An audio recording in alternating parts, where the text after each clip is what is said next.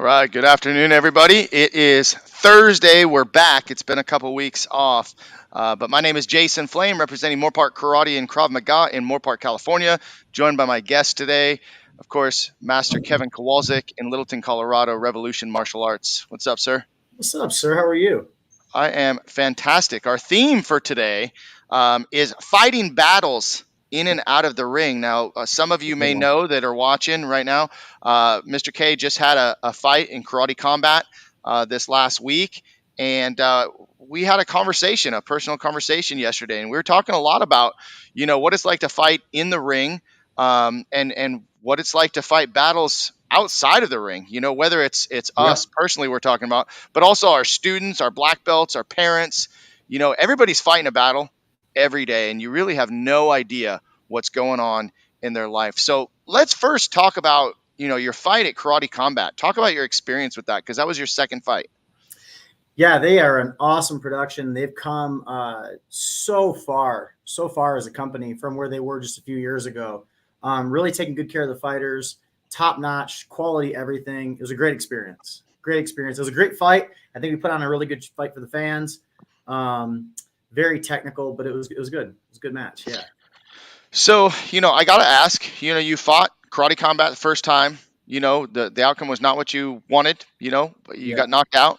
And Yep. then the second fight, fought hard, fought well, trained really, really hard. I know how much training and time and Yeah. effort and the discipline that it took to get in the ring again. I mean, I have to say, I've never been in that arena. I've never been in a full contact fight, fought a lot of sport karate, but never got in the ring like you did. But you come up short this last time again, 0-2 in Karate Combat.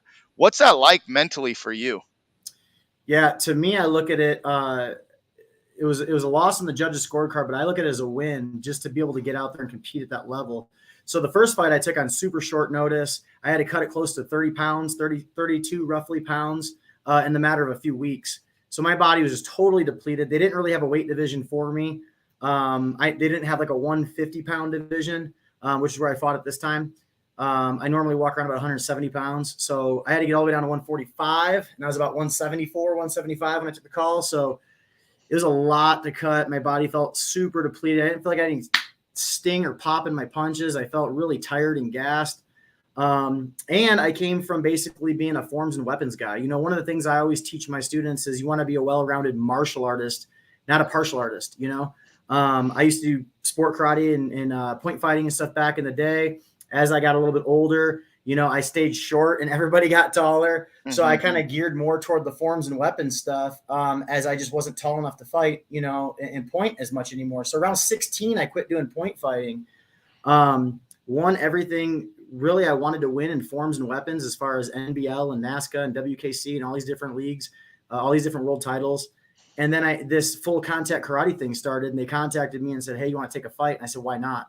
So that was kind of how the first fight played out. Good on my opponent. Like, he did exactly what he should have did. He finished the fight exactly as I would have. We actually got to meet up at the second fight and talk, and, super, super respectful. I mean, I think everything went really well between the two of us. And it's just business, it's just business. And I told him, I said, if I didn't have all that weight to cut, it would have been a different result. And he kind of laughed. So we talked about running it back sometime. But yeah, super, super, super good experience. The second fight, I had a little bit more time to prepare, a little bit more time to get the mindset ready. Lot of battles outside of fighting, like we kind of talked about last night. We could talk about that a little bit too, but just going in physically, mentally, emotionally, and this time more spiritually prepared to just let the outcome play out the way it will. I feel like in this fight, my strategy, first of all, for people that watch the fight, thank you. That's amazing that you guys were able to support and watch and tune in. I watched some tape on my opponent's old fights, and he kind of likes to duck and chuck, as they say. He likes to run forward and throw big old haymakers.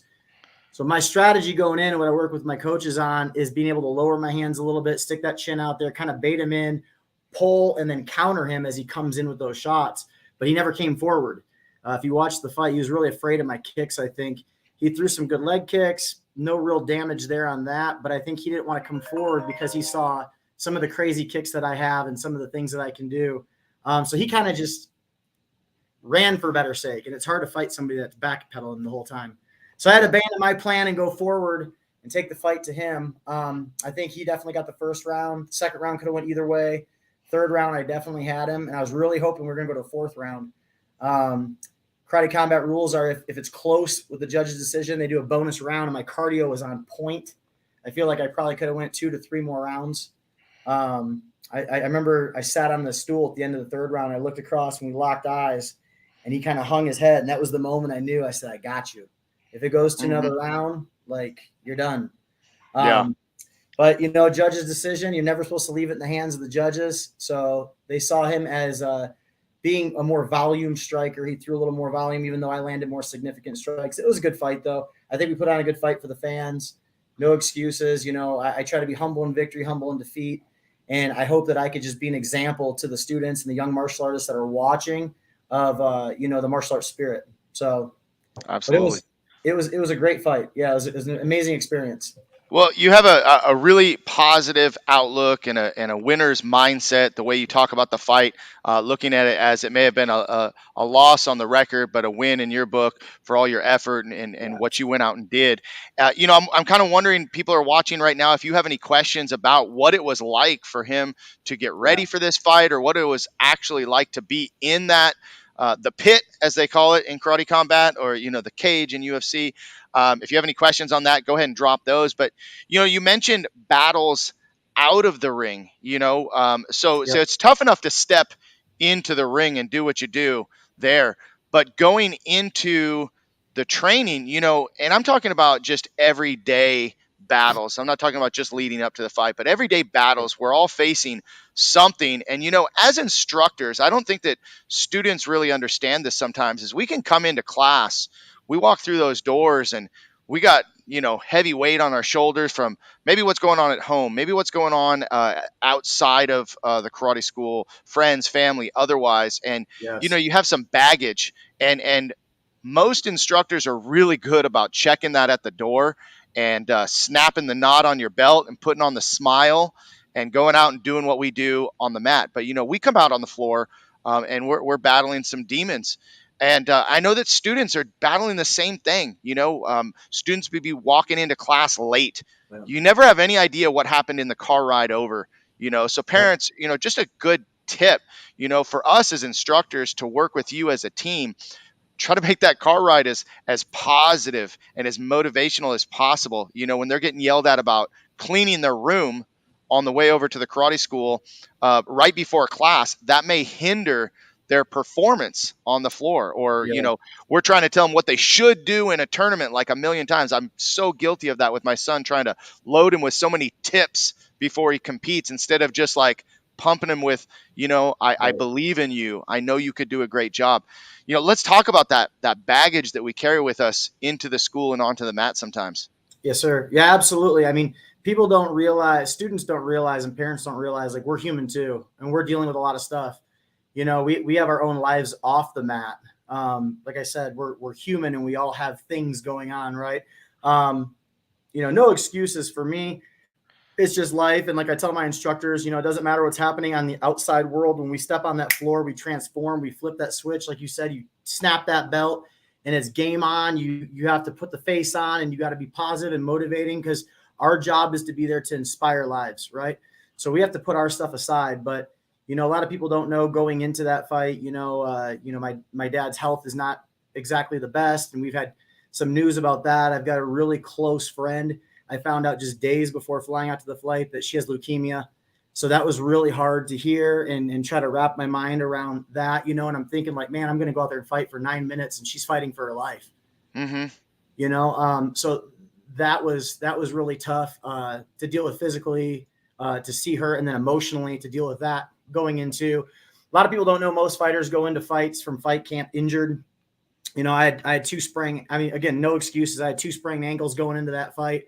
Both of them were jacked up from rolling, from kicking, and working on knees and different techniques and things that we're working on. Most people go into fights injured. Most people aren't 100% when they go into a fight, because the fight camp is so brutal for 8 weeks, 6 weeks, 10 weeks, whatever it may be before.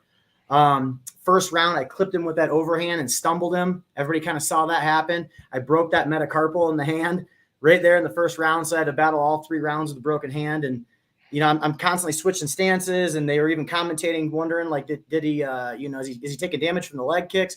It was because I Mm-hmm. couldn't throw my cross with this hand, so I had to keep switching stances. So every time I'd feel like he'd come, I'd have that left hand ready, but every time I feel like he was backpedaling, I'd switch stances so I could chase him. So there's always stuff going on emotionally, physically. Like there's always things that we all deal with, right? And some people think, some people think like we have it all figured out, or we're perfect, because we have to be role models, and we have to be on stage and perform, so to speak, when we're the instructor, right?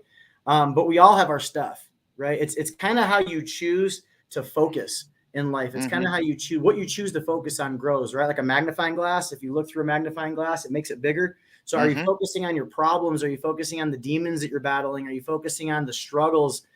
Because if that's what you think about, that consumes you. It can take over your whole world, your whole existence, right? But if you focus on, the opportunities, and the positive, and the way the outcome, you want it to go in your favor, it can totally shift your mindset. I had the honor of talking with Raymond Daniels, who is a good friend of mine from the sport karate world. He got to make his karate combat debut. He was in the co-main.